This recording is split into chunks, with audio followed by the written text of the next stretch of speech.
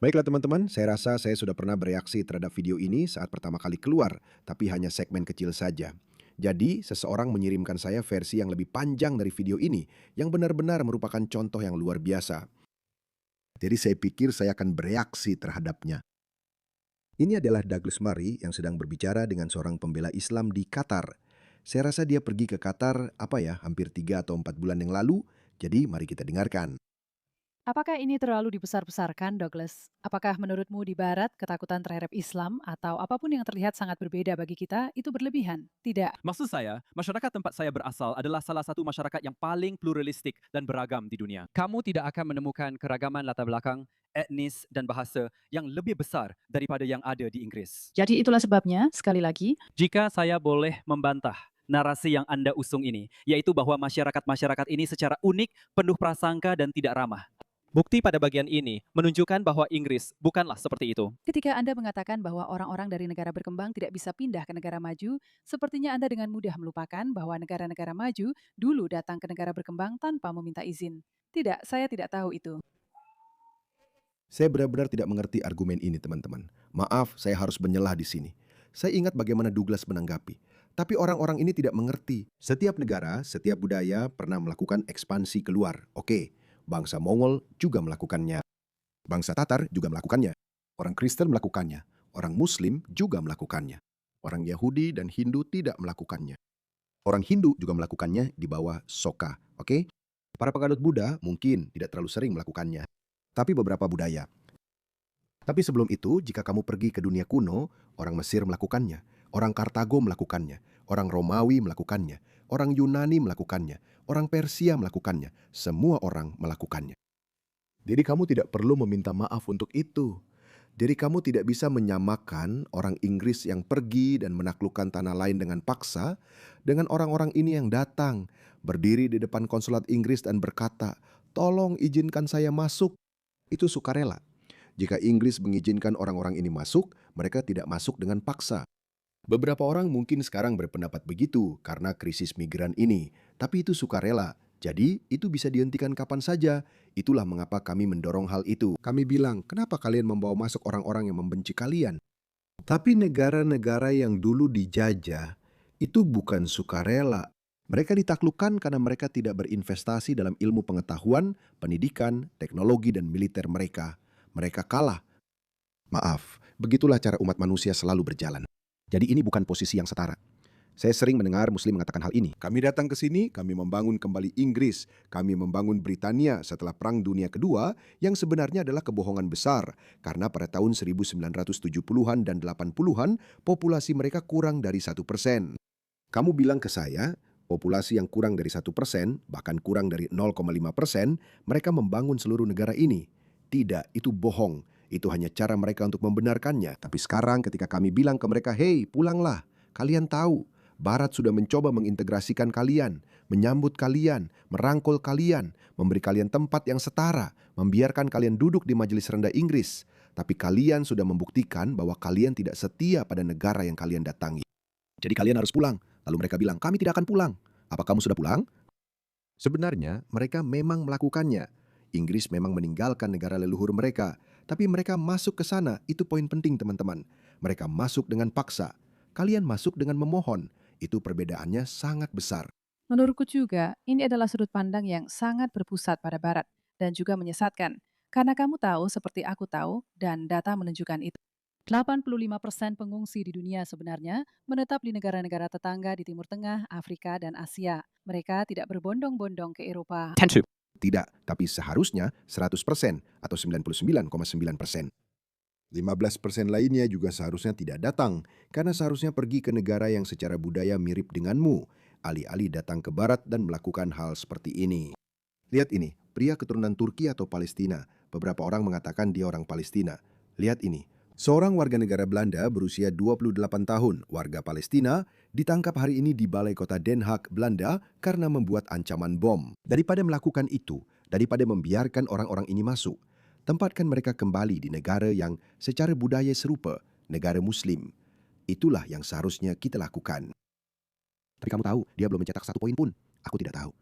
Kamu akan membuat kesalahan besar jika kamu berpikir aku belum pernah mendengar tentang kolonialisme.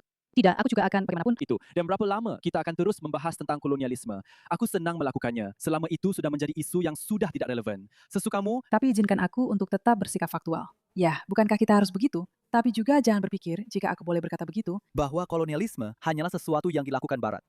Salah satu kerajaan terbesar dan paling signifikan dalam sejarah adalah Kekaisaran Ottoman, bukan? Apakah kita mengatakan bahwa Turki harus melakukan sesuatu seperti Barat untuk menghadapi hal ini? itu adalah, ya, kamu yang mengangkat isu kolonialisme. Kamu sedang membicarakan pandangan Barat bahwa mereka seharusnya tetap berada di tempat mereka seharusnya. Saya bilang, ya, mereka seharusnya tetap di tempat mereka seharusnya atau datang dengan pasukan mereka. Jika kamu menaklukkan Barat dengan pasukanmu, maka itu sah-sah saja. Lalu kamu bisa bilang, hei, kalian datang kepada kami, kalian menaklukkan tanah kami saat kalian punya kekuatan. Sekarang kami yang punya kekuatan, kami akan menaklukkannya. Tapi kamu tahu, kamu tidak punya pasukan, kamu tidak punya teknologi. Kamu tahu, kami sudah punya teknologi luar angkasa, drone, robot, AI sekarang. Kalian sama sekali tidak punya harapan. Jadi kenapa harus memakai cara licik seperti ini? Mengirim pria-pria usia tempur dengan perahu karet kecil seperti itu. Sayangnya, kita punya politisi yang benar-benar jahat, tidak kompeten, tidak berguna, dan menyedihkan yang membiarkan hal itu terjadi. Tapi kamu tidak punya kekuatan untuk melakukan itu. Jadi tidak ada kesetaraan. Ini adalah penyamaan yang keliru. Menurut saya, akan jauh lebih bijaksana jika, misalnya, ada krisis kemanusiaan besar di Suriah. Kamu berusaha memastikan orang-orang tetap berada di wilayah tersebut. Ini bukan berarti semuanya, tapi kemungkinan besar seperti itu. Saya sangat setuju. Memang begitu, 5 juta pengungsi. Lihat saja Lebanon dan Yordania per kapita. Yang saya sarankan itu justru memang terjadi di Lebanon. 1 dari setiap 4 orang yang tinggal di negara itu adalah pengungsi Suriah. Benar sekali. Jadi mengatakan bahwa mereka tidak melakukan banyak hal itu menyesatkan dan tidak jujur. Percayalah, percayalah. Saya tidak menipu, dan saya sudah katakan sejak awal bahwa saya setuju dengan pendapat bahwa sebagian besar pengungsi tetap berada di daerah tersebut.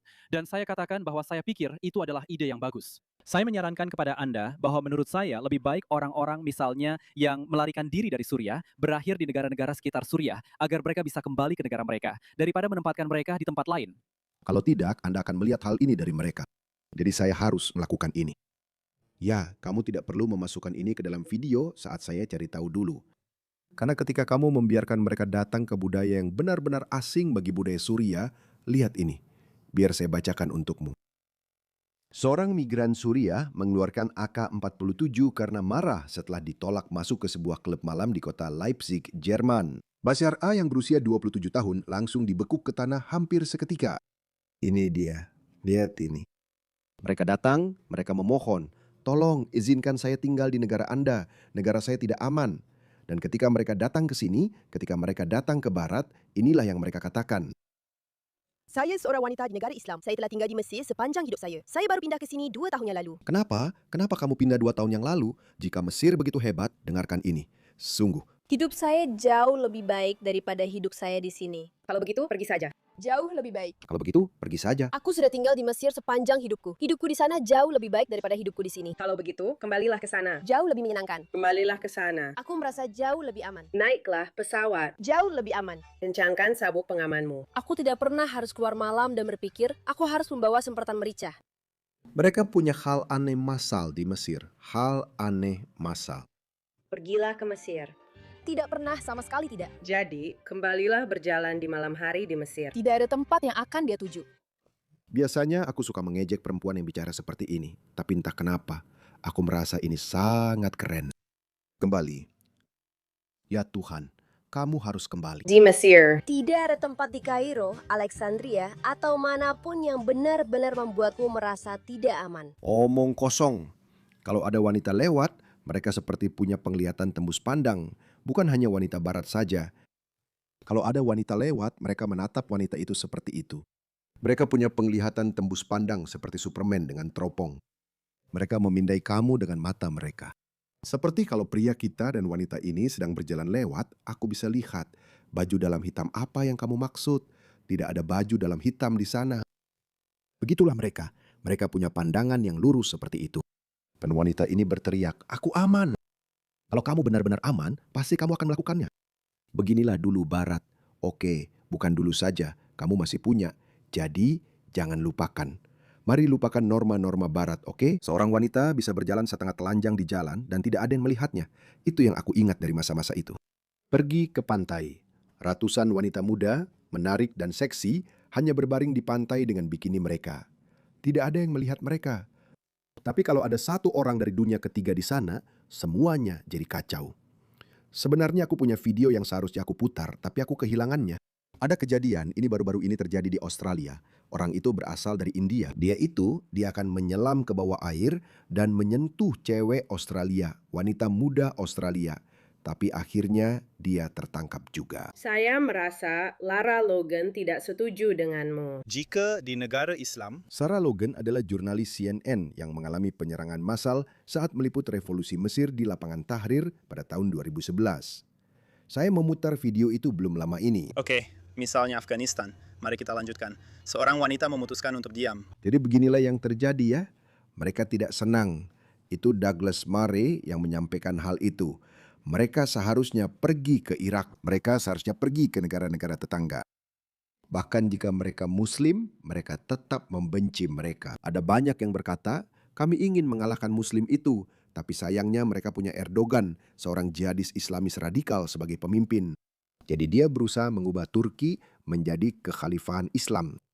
Itulah sebabnya Douglas Murray mengatakan hal seperti itu. Tapi wanita ini tidak memahaminya. Jelas, ini kembalinya kolonialisme.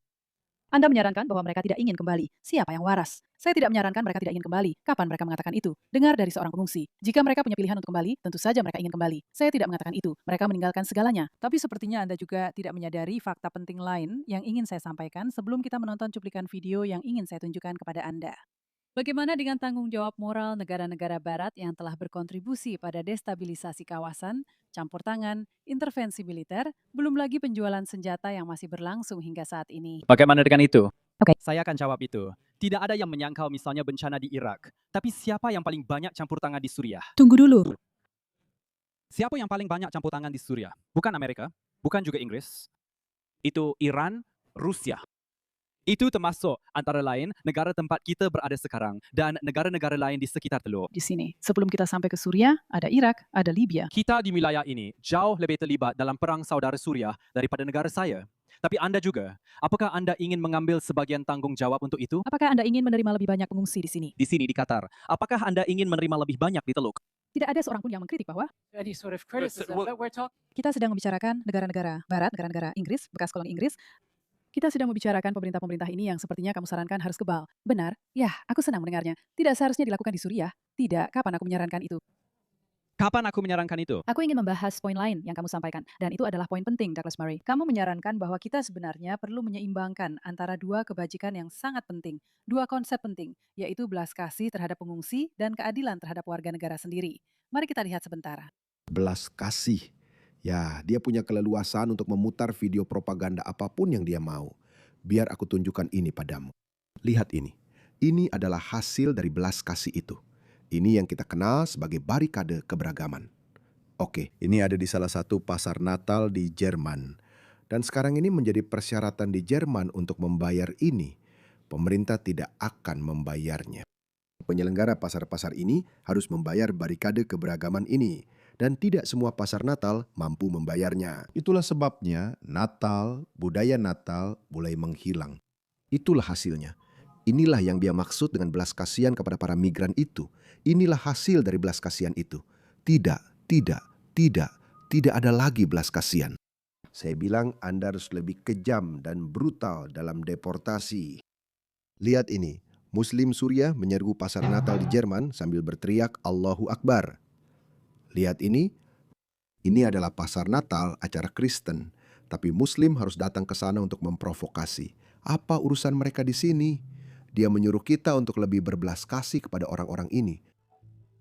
Lihat, dia bahkan mengibarkan bendera Suriah. Dia membawa benderanya. Mereka mencintai Suriah, tapi mereka tidak mau tinggal di sana. Itulah yang mereka lakukan, teman-teman. Dan wanita ini memanipulasi Douglas Murray. Kamu harus menunjukkan belas kasihan kepada orang-orang ini. Tidak ada belas kasihan lagi, sayang. Sedikit berpihak pada kelompok sendiri. Lihat contoh ini yang melibatkan para pengungsi. Video propaganda. Aku memberimu anggota dunia karena kamu dekat. Sekitar 100 anak-anak dan 100 wanita dan 1 video. Ya, aku punya video-videoku sendiri. Jadi ya dia menunjukkan semua yang harus dilalui orang-orang untuk datang ke Eropa. Lihat ini. Seorang pria Suriah menikam 2 anak di Jerman. Orang ini. Tolong izinkan saya masuk, negara saya sedang dibom. Saya ingin saya punya kehidupan. Itulah yang mereka lakukan. Begitulah mereka. Lihat ini. Satu lagi. Orang Suriah di pasar Natal. Ya ampun. Inilah dia. Saya punya banyak sekali video. Siapa orang ini? Saya bahkan tidak tahu yang satu ini. Ini adalah Alex, teman-teman. Ini Alex. Oke, saya tidak tahu itu. Maaf Alex, saya dengar tentangmu karena media arus utama tidak memberitakannya. Ini adalah Alex, seorang anak laki-laki Eropa berusia 14 tahun yang dibunuh oleh teroris Islam Suriah kemarin di Austria. Itu terjadi pada tanggal 17 Februari 2025. Hai Alex, maafkan aku Alex, aku juga sempat lupa tentangmu. Sebenarnya tidak, sungguh tidak, maafkan aku. Itulah belas kasihan yang harus kita tunjukkan kepada orang-orang ini. Lihat yang itu. Teroris Suriah di Austria tertawa dengan bangga setelah menikam dan membunuh orang Eropa. Tersenyum. Lihat petugas polisi ini yang memegang senjata. Itulah belas kasihan yang harus kita tunjukkan. Lihat ini. Satu lagi. Natal lalu di Jerman, kerumunan Islam Suriah menyerbu pasar Natal Essen sambil berteriak Allahu Akbar. Jerman sepertinya sudah tidak lagi menjadi Eropa. Lihat ini. Ya Tuhan, ini kamu tidak lebih dari siapapun. Tidak cukup. Dan jika aku adalah pemimpin dunia, jika aku adalah pemimpin Jerman, aku tidak peduli. Aku akan menangkap setiap dari mereka. Aku tidak peduli apakah kamu wanita, anak-anak, aku tidak peduli. Kalian semua harus kembali. Selain itu, Suriah sekarang sudah aman, kembalilah. Mereka sedang melambai. Mereka melambaikan bendera Suriah, mereka mencintai Suriah. Ini adalah masalah yang harus kita hadapi. Jadi tidak. Tahu nggak? Dan sekarang dia mencoba memanipulasi. Lihat orang-orang ini. Lihat ini. Wanita-wanita ini adalah. Tapi sekali lagi. Gagasan bahwa, kamu tahu, kita harus menetapkan di mana letak belas kasihan dalam hal itu. Bukan hanya belas kasihan, tapi kewajiban hukum. Tidak ada kewajiban hukum. Tidak ada kewajiban. Prioritas utama kita seharusnya adalah warga negara kita sendiri. Dan sekali lagi, lihat, kami sudah mencoba. Ya, Jerman secara resmi menerima 2 juta. Beberapa orang memperkirakan jumlahnya mendekati 4 atau 5 juta orang. 4 atau 5 juta pengungsi. Saya baru saja menunjukkan kepada Anda apa yang mereka lakukan. Tidak, kita tidak harus menerimanya. Saya sarankan agar kita semua memastikan dan mengalihkan tanggung jawab. Ada tanggung jawab untuk semua orang. Makanan yang sedang dimiliki negara itu sekarang, bukankah begitu? Itu akan mencakup semua negara di wilayah ini. Itu akan mencakup negara-negara saudara. Itu akan mencakup umat. Itu akan mencakup semua orang. Bukan hanya orang Italia saja. Sekarang orang Italia, omong-omong, biarkan saya selesaikan ini dulu. Izinkan saya menanggapi hal itu. Izinkan saya menunjukkan ini adalah masalah Italia, tapi tidak seperti negara-negara Eropa lainnya. Izinkan saya menegaskan hal ini. Tidak seperti negara-negara Eropa, mereka bukan pihak dalam Konvensi Pengungsi 1951. Karena orang Italia, saya akan menanggapi dengan mudah. Tapi saya akan biarkan Anda melanjutkan. Tapi ini berarti bahwa negara-negara yang Ya, itu berarti kita bisa menariknya. Kita bisa menarik diri dari konvensi pengungsi ini juga. Saya sangat mendukung itu. Keluar dari ECHR. Britania Raya harus keluar dari ECHR. Australia, saya tidak tahu apakah saya pikir kita termasuk negara penanda tangan. Saya rasa begitu. Saya pikir kita memang termasuk negara penanda tangan. Tapi kita sangat pintar. Kebijakan Australia memang sangat bagus. Jadi alasan kenapa kita tidak dibanjiri oleh migran ilegal lewat perahu adalah karena kita membuat Australia menjadi tujuan yang paling tidak menarik bagi migran ilegal. Kadang-kadang kita memang mendapatkannya. Kita akan memutarbalikkan perahu mereka. Kita akan menempatkan mereka kita akan menempatkan mereka di Pulau Christmas yang terpisah dari daratan utama Australia. Jadi mereka tidak datang ke sini, mereka malah pergi ke Eropa. Dan ketika mereka mendarat di Eropa, mereka lebih memilih pergi ke Britania Raya. Kenapa? Karena itu adalah tujuan yang paling menguntungkan dan menarik. Kamu akan mendapatkan akomodasi, mendapatkan voucher telepon, dan kadang-kadang kamu juga bisa mempertimbangkan untuk menikahi gadis dan wanita Inggris. Maaf, memang seperti itulah kenyataannya. negara-negara penandatangan konvensi lebih banyak disalahkan dan lebih banyak anggapan bahawa mereka harus menanggung beban lebih besar dibandingkan negara-negara yang tidak menandatangani. Dan saya menyarankan pada anda bahawa tidak ada seorang pun yang seharusnya bisa membebaskan diri dari kesalahan. Tapi jika Anda pergi ke Italia sekarang, dan saya tidak tahu kapan terakhir kali Anda ke sana, tapi kenyataannya situasi di Italia juga tidak berjalan dengan baik, baik untuk para migran yang datang maupun untuk penduduk Italia. Anda tidak melihat orang-orang ini. Sumber daya tidak dialokasikan untuk hal ini. Mari kita akui, kebijakannya tidak ada, sumber dayanya juga tidak ada. Saya melihat orang-orang ini ketika mereka tiba, mengikuti kisah mereka. Ini bukan karena apa yang dilakukan penduduk lokal di Italia. Saya telah melihat kapal-kapal yang datang. Penduduk lokal sangat dermawan. Mereka sangat baik kepada orang-orang tersebut. Sebagian besar penduduk di Eropa juga demikian. Jangan sampai kita punya anggapan bahwa orang Eropa itu sangat berhati dingin. Bukan hanya itu saja, biar saya tunjukkan juga apa yang terjadi di Italia. Saya punya folder besar berisi ratusan video seperti ini. Mungkin sebenarnya lebih dari 1000 video. Mari saya tunjukkan apa yang terjadi di Italia. Tempat itu sudah jadi tempat pembuangan sampah. Ini adalah Italia. Terima kasih atas belas kasihmu. Italia. Boom, boom. Mungkin tas itu juga dicuri karena dia akan kabur tanpa membawanya. Dia kabur. Tasnya dicuri. Itulah Italia. Saya masih punya banyak lagi. Biar saya tunjukkan lebih banyak lagi. Italia, Italia. Ini Italia. Ini salah. Saya rasa saya tahu di mana tempat ini. Halo Compassion, Mercy. Di mana belas kasihan berada? Di sinilah belas kasihan berada. Ini yang dikatakan. Kamu tahu, kita punya begitu banyak bukti video yang tidak bisa kamu abaikan begitu saja. Terima kasih. Boom. Terima kasih sudah mengizinkan saya datang ke sini. Saya mungkin sudah dimakan singa di negara asal saya, tapi di sini saya yang akan memakanmu. Dan mereka masih berani memanipulasi orang-orang yang paling dermawan, paling tidak rasis. Saya selalu bilang begitu. Saya selalu mengatakannya. Orang kulit putih Eropa, orang Barat adalah orang yang paling tidak rasis. Mungkin orang Eropa Timur agak rasis, itu wajar saja. Tapi orang Eropa Barat, mereka adalah orang yang paling tidak rasis. Orang India itu rasis. Orang Muslim juga rasis. Setiap budaya yang belum mencapai tingkat liberalisme seperti yang telah dicapai orang Barat, semuanya lebih rasis daripada orang Barat.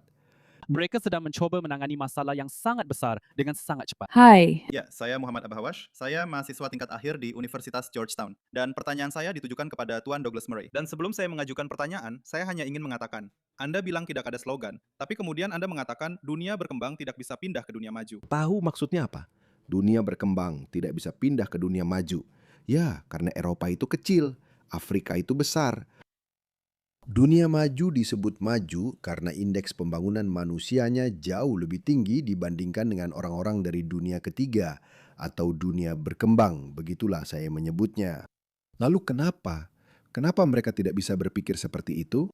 Itu karena meskipun mereka tinggal di barat, hati mereka tetap berdetak di negara leluhur asal mereka. Mereka tidak setia pada negara tempat mereka tinggal. Seperti dia. Dia tidak bisa berpikir seperti ini. Ya, kamu jadi berani karena para idiot Wokistani kita yang berambut ungu dan bertindik, orang bodoh yang dimanfaatkan. Tapi kenapa? Kenapa dia memikirkan dunia berkembang? Dia lebih setia pada budaya leluhurnya daripada negara tempat ditinggal. Itulah sebabnya dia tidak bisa. Itu adalah poin yang sangat sederhana yang disampaikan oleh Douglas Murray. Saya langsung mengerti. Saya tidak mendengarnya saat dia mengatakannya, tapi saya langsung mengerti. Seolah-olah dia menyampaikan itu seakan-akan kamu tidak memahaminya. Pertanyaan saya, karena Anda membawa topik migrasi dari dunia itu, saya ingin menanyakan hal ini kepada Anda. Setiap tahun, negara maju mengirim sekitar 300 miliar dolar bantuan ke negara berkembang. Tetapi, negara berkembang mengirim kembali triliunan dolar dalam bentuk pembayaran utang. Itu benar-benar bohong. Itu bukan triliunan dalam pembayaran utang. Ada miliaran yang diambil oleh para pemimpin mereka, para pemimpin korup mereka saat mereka berkuasa. Dan kemudian mereka mencuci uang itu ke luar negeri. Ya, mungkin negara-negara kalian seharusnya bangkit. Saya tahu Pakistan punya politisi korup yang menyimpan uang mereka di Eropa, di London. Mereka melewati berbagai celah hukum sehingga sangat sulit untuk melacak uang itu. Sekarang saya tidak mencari-cari alasan untuk sistem keuangan London yang korup. Karena Anda tahu, para oligark Rusia yang korup itu juga menaruh uang mereka di London. Dan Amerika Serikat telah memberitahu Britania Raya untuk mengatasinya. Tapi baiklah. Tapi faktanya kalau kamu tidak bisa memilih siapa yang membangun negaramu, itu salahmu sendiri. Jangan salahkan Barat. Oke, jalananmu penuh lubang. Pemimpinmu radikal, korup, atau brutal. Itu salahmu sendiri. Bangkitlah. Lakukan itu. Semua orang akan saling menyalahkan. Tapi lihatlah diri mereka sendiri di cermin. Usaha dari negara maju. Sekarang, Angka omong kosong ya, triliunan itu omong kosong. bukankah menurutmu ini alasan utamanya? Kamu tahu, karena uang mengalir keluar dari negara berkembang. Kekayaan meninggalkan negara berkembang dan berpindah ke negara maju, seperti yang dikatakan Lamont Hill.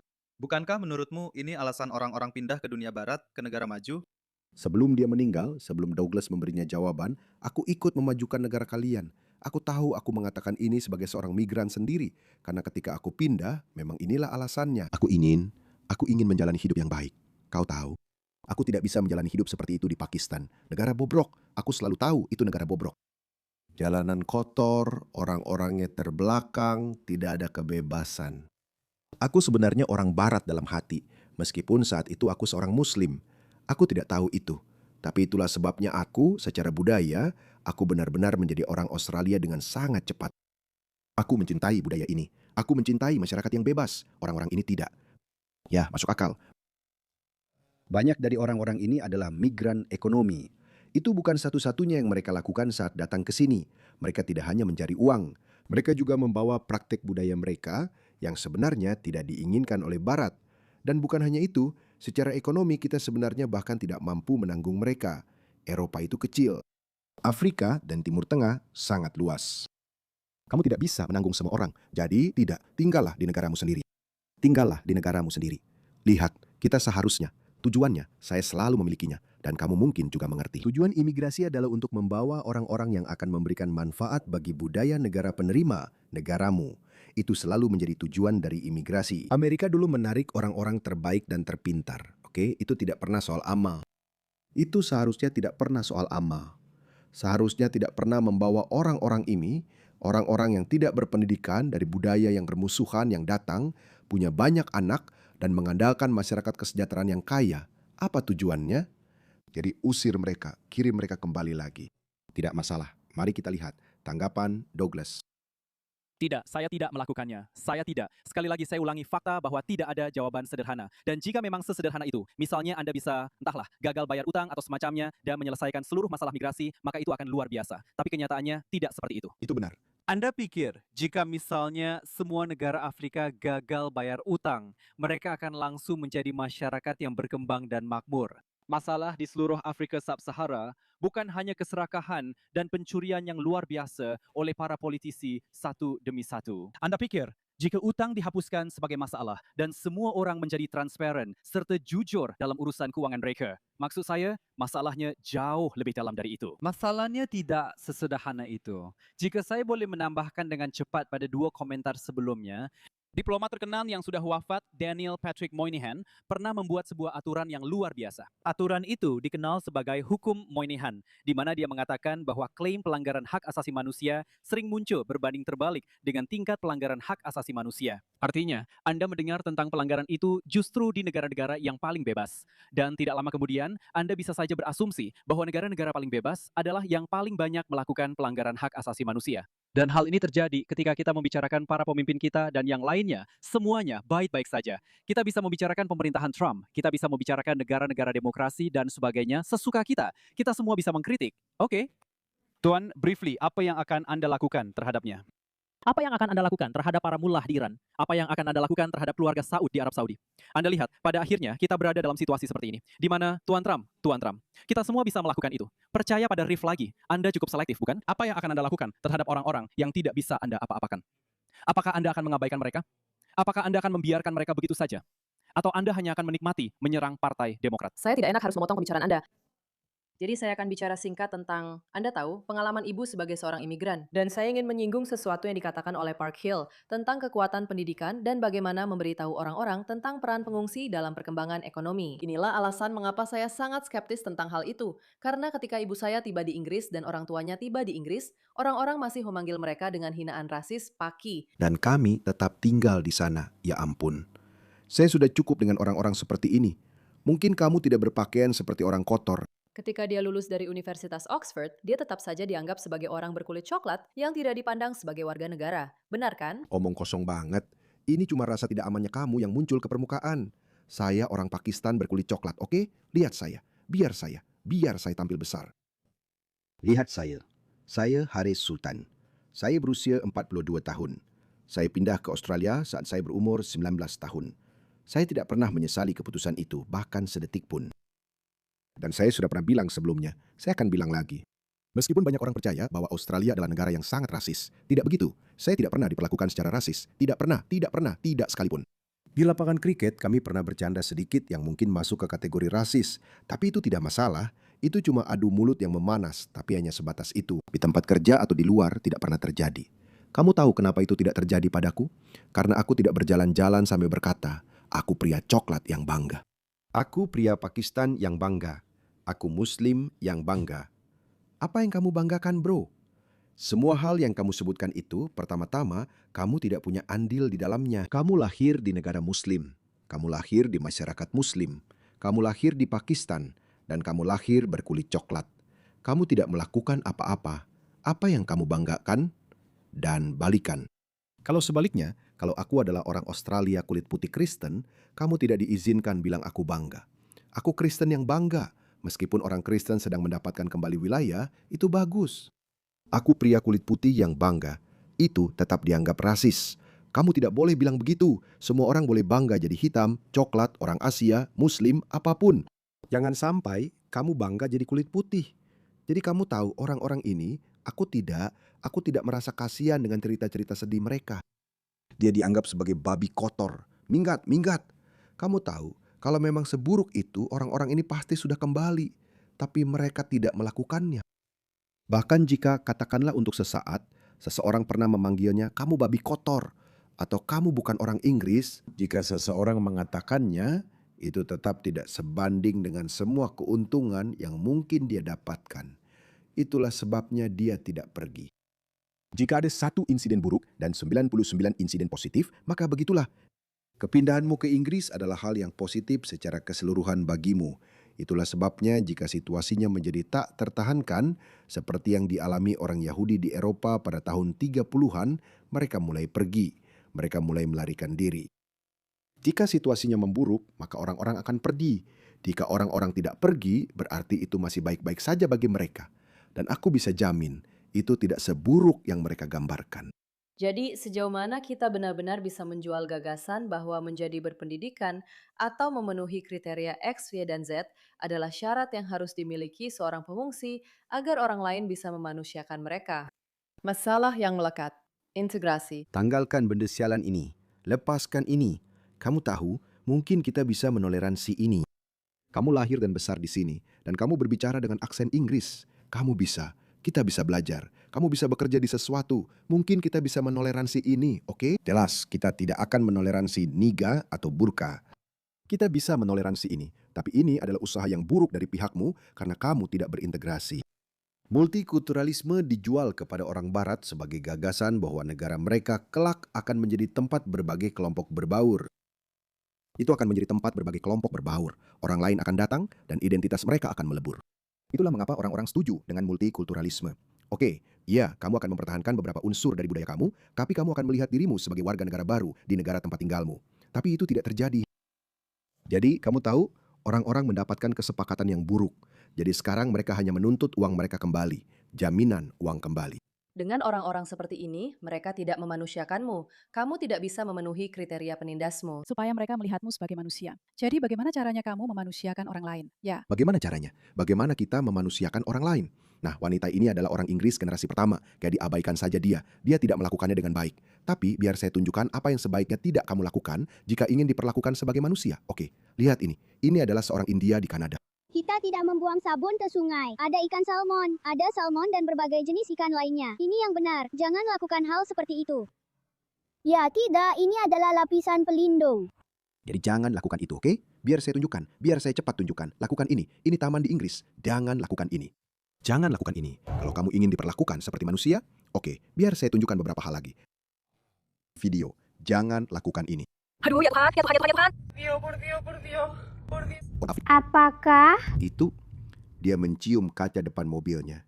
Jelas, dia sangat terangsang melebihi apapun yang pernah dia bayangkan saat ini. Apalagi yang kamu mau? Ini jika kamu ingin dimanusiakan. Ini Paris. Teman-teman, Bukan negara Afrika Sub-Sahara. Ini Paris. Apa yang harus kamu lakukan agar tidak diperlakukan tidak manusiawi? Lihat itu, orang-orang tak tahu malu. Teman-teman, kalian tidak perlu menerima omong kosong itu. Kalian harus menolak dengan tegas untuk dibohongi. Katakan tidak, kalian tidak bisa membodohi kami lagi, kami tidak peduli. Inilah sebabnya saya seperti banyak orang akhir-akhir ini. Saya tidak peduli. Saya tidak peduli. Saya tidak peduli apa yang terjadi padamu. Apa ceritamu? Kalian saling membunuh. Saya tidak peduli. Bukan urusan saya lagi. Amerika membom kalian. Bukankah kalian Dika? Pulanglah. Tapi tidak. Mereka ingin begitu, tapi mereka tetap akan memanipulasi kamu. Itu salahmu. Dan dengan ini izinkan saya beralih kepada Anda, Douglas Murray.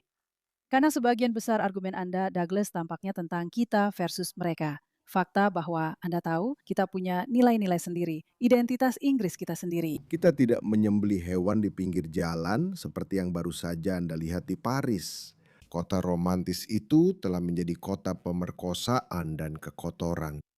Pilih, dan mereka akan datang ke negeri kita dengan nilai-nilai dan tradisi mereka. Kamu sepertinya hampir menyeratkan bahwa mereka datang ke negara kalian dengan nilai-nilai yang lebih rendah. Ya, dia mengatakannya, kamu tahu seperti yang dia katakan.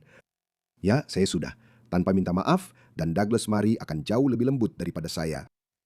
Ya, orang-orang ini datang dari budaya kuno. Saya suka menggunakan kata primitif. Mereka datang dari budaya primitif, membawa nilai-nilai primitif mereka seperti yang baru saja saya tunjukkan kepada Anda. Ini sama sekali tidak terlihat seperti orang-orang ini datang ke masyarakat yang beradab. Sama sekali tidak seperti itu. Biarkan saya tunjukkan lagi beberapa contoh. Maaf, saya tidak tahu itu akan sehebat itu. Lihat ini, boom. Orang itu benar-benar sedang memperkaya budaya, satu mobil demi satu mobil. Boom, saya merasa bersalah. Saya seharusnya tidak tertawa. Pohon tumbangnya hilang. Boom. Bayangkan kamu memarkir mobilmu di masyarakat dengan tingkat kepercayaan tinggi. Tapi kamu lupa bahwa ada orang-orang dari budaya primitif yang sudah masuk. Lihat ini, para migran. Di kereta Belanda, tidak ada orang kulit putih yang berperilaku seperti ini. Saya sudah cukup sering melihat orang kulit putih sepanjang hidup saya. Kekacauan. Ini adalah bagian dalam kereta Belanda. Lihat itu. Dan dia berkata, kamu hampir mengatakan seolah-olah mereka sedang berdebat soal ras. Saya pasti akan membuat argumen budaya. Lihat orang-orang kulit putih yang lari itu. Mereka seperti, ya Tuhan, apa yang sedang terjadi?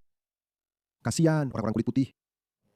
Sebenarnya saya mungkin akan menjadi rasis kalau saya orang kulit putih. Saya rasa saya akan seperti itu. Pasti mudah saja. Ya, lihat ini. Apa ini? Dan ini belum semuanya. Maksudku, aku harap kamu terus memutar video-video ini satu persatu. Lihat, karena ini Sunderland tanggal 23 April tahun ini. Mungkin terlalu penuh kekerasan. Hal yang gila. Dan dia punya keberanian untuk memanipulasi Douglas Murray karena dia ingin mendapatkan kutipan. Aku pasti sudah memberikannya langsung padanya. Ya, mereka berasal dari budaya dunia ketiga yang primitif dan terbelakang seperti zaman pertengahan. Dan menurutku mereka tidak pantas berada di masyarakat beradab dengan tingkat kepercayaan sosial yang tinggi. Narasi kita harus melibatkan harsa. Karena begitulah budaya berkembang, begitulah masyarakat berkembang. Kalian, masyarakat barat, menjadi terlalu baik, terlalu berbelas kasih sampai merugikan diri kalian sendiri. Dan saya menunjukkan kepada kalian apa yang terjadi sebagai akibatnya. Tidak, saya rasa saya tidak pernah mengatakan itu. Dan itu adalah satu lagi contoh Anda mencoba Kamu seharusnya mengatakan itu, Douglas. memelintir perkataanku. Jadi ketika kamu berbicara tentang nilai-nilai yang berbeda. Apa yang harus Anda? Aku akan menambahkan daftar. Lihat, pertama-tama, aku tidak mengatakan itu. Aku bilang bahwa memang ada tantangan. Karena kita tahu memang ada tantangan. Dan mari kita bicara terus terang soal ini. Maksudku, misalnya, aku baru saja berada di Teluk minggu lalu. Jadi aku melihat lebih banyak burka di kota asalku, London, daripada yang aku lihat di Teluk dalam beberapa hari terakhir. Terutama di sini, di Doha. Sekarang, aku tidak bisa bilang aku senang melihat semakin banyak burka di London. Apakah aku merasa benci pada orang-orang yang memakainya? Tentu saja tidak. Tentu saja tidak. Tapi aku juga tidak bisa bilang aku senang dengan itu. Dan pasti ada saat-saat aku berpikir, kau tahu, berapa persen burka di daerah ini yang bisa membuat semua orang lain merasa nyaman? Tapi sekali lagi, apakah ini soal burka? Karena sekali lagi, kalian tidak bertanya pada orang-orang dengan tradisi lain, apakah mereka peduli melihat orang-orang minum alkohol? Atau kamu datang ke negara mereka. Apa?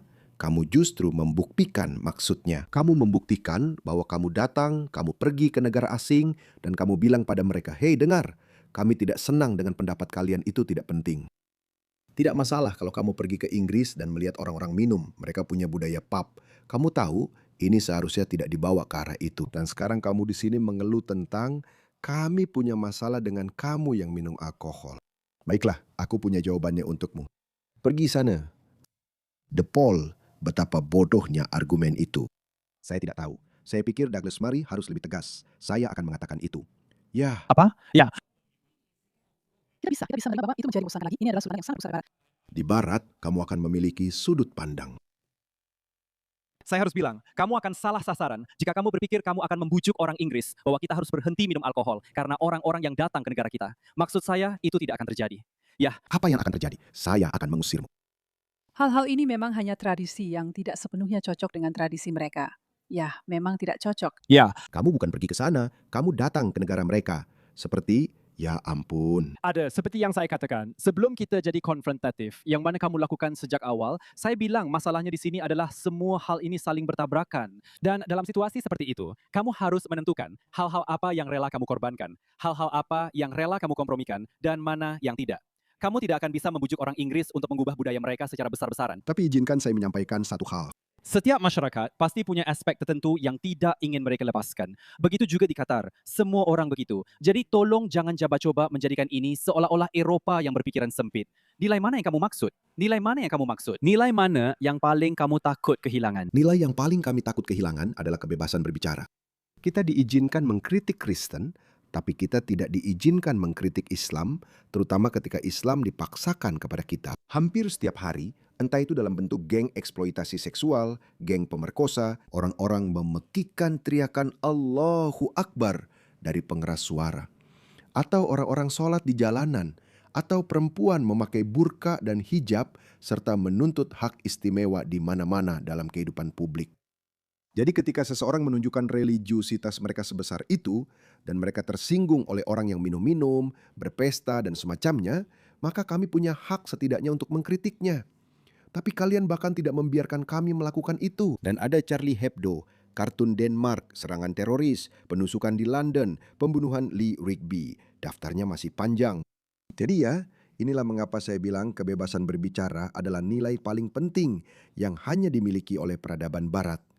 Saya sudah pernah bilang sebelumnya, kalian punya gedung pencakar langit, uang berlimpah yang mengalir di UEA, tidak ada pajak penghasilan, energi gratis dan murah. Kalian punya gedung pencakar langit di Tiongkok, Arab Saudi, bahkan Rusia. Tapi yang tidak kalian miliki, yang negara-negara itu tidak miliki, adalah kebebasan berbicara. Kebebasan berbicara itu sangat penting. Kita tidak boleh kehilangannya. Itulah sebabnya kita tidak boleh kehilangannya. Itulah sebabnya ketika orang membakar satu eksemplar Al-Quran, mungkin kalian menganggapnya tidak menyenangkan, tapi itu memiliki tujuan yang sangat penting. Jadi ya, itu salah satu nilai, yaitu kemampuan untuk mengkritik agama. Mari kita jawab pertanyaan ini secara langsung jika kamu bisa. Nilai mana yang paling kamu takut? Silakan. Nilai mana yang paling terancam dengan hadirnya kebebasan berpendapat? Kebebasan berbicara. Itu yang pertama. Kamu pikir itu bukan masalah? Maksudku, Kamu pikir itu bukan masalah? ya tidak. Tidak. Mari kita jelajahi itu. Mari kita jelajahi tema sekolah itu. Douglas Murray, silakan. Izinkan saya menanggapi itu. Sangat mudah untuk mencibir. Sangat mudah untuk menertawakan hal itu. Mereka bisa mencibir tentang ini karena para barbar lemah di masyarakat mereka. Kamu mengatakan sesuatu, boom, dipenggal di alun-alun. Tetaplah di negara barbar dunia ketiga kalian dan datanglah. Jangan datang ke Barat dan mengubah hal-hal yang membuat Barat menjadi peradaban terbesar yang dikenal umat manusia, sampai-sampai mereka menaklukkan negara kalian. Kamu punya teman yang ditembak di kantor surat kabar.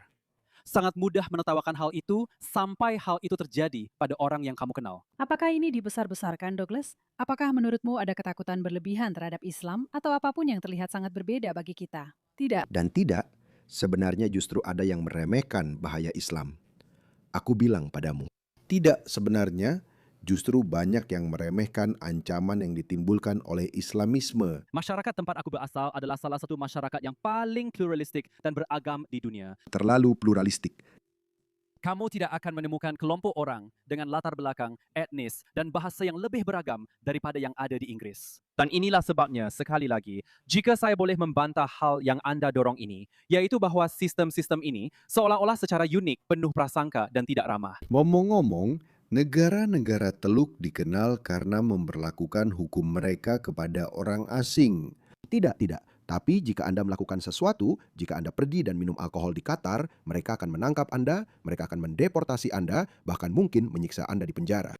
Jika Anda melakukan sesuatu yang melanggar hukum, dan sejujurnya saya sebenarnya mulai menghargai hal itu, baiklah, saya tidak suka nilai budaya mereka, norma-norma mereka, hukum mereka, saya tidak suka itu. Itulah sebabnya saya tidak akan pernah pergi ke sana. Tapi saya memang merindukan Dubai.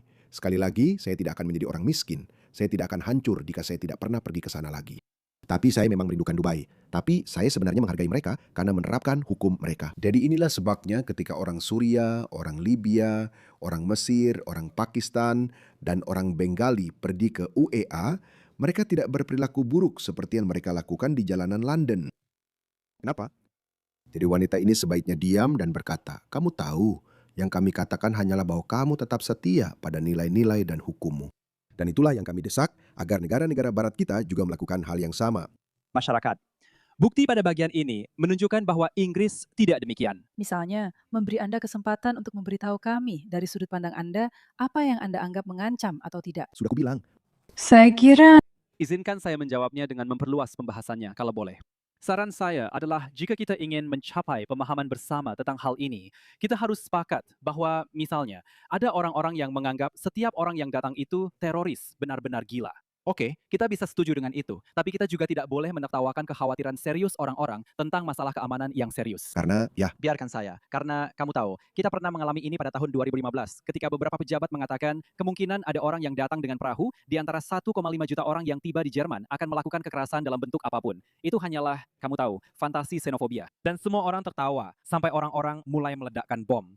Sampai seperti di Ansbach di Jerman, mereka baru saja mengalami bom bunuh diri di luar bar anggur. Dan itu tiba-tiba tidak lagi terasa lucu. Jadi yang saya maksudkan kepada kamu adalah kamu bisa setuju dengan saya bahwa orang-orang yang mengatakan sebagian besar orang yang datang akan melakukan kekerasan, itu konyol. Ya, tapi juga jangan bilang konyol kalau orang punya kekhawatiran yang serius dan tulus tentang apa yang sedang terjadi. Karena kalau kamu lakukan itu, tidak mungkin ada orang yang akan melakukan kekerasan. maksud saya, ini adalah pernyataan yang sangat moderat, tapi Douglas Murray. Kita punya data yang sangat banyak yang sekarang membuktikan bahwa para migran dari negara dunia ketiga hampir dari setiap negara, jumlahnya jauh melebihi proporsinya. Saya akan mengakhiri video ini dengan statistik dari Denmark ini. Maaf, biar saya mulai dengan data pelanggaran seksual per 10.000 di Jerman. Maaf, maksud saya ini di Inggris. Ini di Inggris. Afghanistan ada di posisi teratas. Inggris ada di posisi terbawah. Jadi jika pria Inggris dijadikan tolok ukur, karena memang seharusnya begitu, tolok ukurnya adalah tingkat kejahatan penduduk asli Anda. Jadi jika ada 1 orang per 10.000 di Inggris, itu ada di situ. Ada 59 orang Afghanistan per 10.000 melakukan pelanggaran seksual. Lihat, itu seperti 60 kali lebih banyak daripada rata-rata orang Inggris. Dan itu rata-rata orang Inggris, omong-omong, juga termasuk orang Inggris, warga Inggris keturunan India, dan semua orang itu. Oke, jadi itu satu. Lihatlah Jerman. Oke, lihatlah Jerman. Pada mereka yang terlibat dalam pemerkosaan berkelompok dibandingkan hanya 12 untuk total populasi. Jadi, Jerman terdiri dari 88% orang Jerman. Saya tidak yakin apakah itu berdasarkan etnis dan apakah itu termasuk orang Turki Jerman juga. Namun mereka hanya menyumbang 33%. Lihat ini, 12%, 67%. Hanya 12% orang asing yang bertanggung jawab atas 67% dari semua kasus pemerkosaan berkelompok di Jerman. Dan ketika Anda menguraikannya lebih lanjut, hasilnya bahkan lebih buruk dari itu. Lihat ini. Maaf, video ini jadi sangat panjang, tapi saya akan segera mengakhiri ini. Ketika Anda menguraikannya lebih lanjut, dari jumlah itu, orang Afghanistan dan orang Afrika hanya sekitar kurang dari 1%, namun mereka menyumbang 34%. Jadi bahkan di antara orang asing pun, hal ini sangat masuk akal. Tidak semua budaya asing itu sama, ada yang lebih agresif daripada yang lain. Ini memang terjadi. Ada begitu banyak statistik lainnya juga. Jadi maksud saya, statistik ini tidak berbohong. Bukti yang kita miliki sekarang tidak bisa disangkal. Jadi Douglas Murray melakukan ini hampir 4 atau 5 bulan yang lalu. Saya akan jauh lebih keras dari itu. Jauh lebih keras. Dan saya ingin kamu seperti Douglas yang jelas sedang bersikap sopan di sana. Jadilah lebih seperti saya. Tidak, maaf. Kamu tahu? Oke, apa? Apakah Amerika membom kamu? Oke, saya tidak tertarik. Minggat.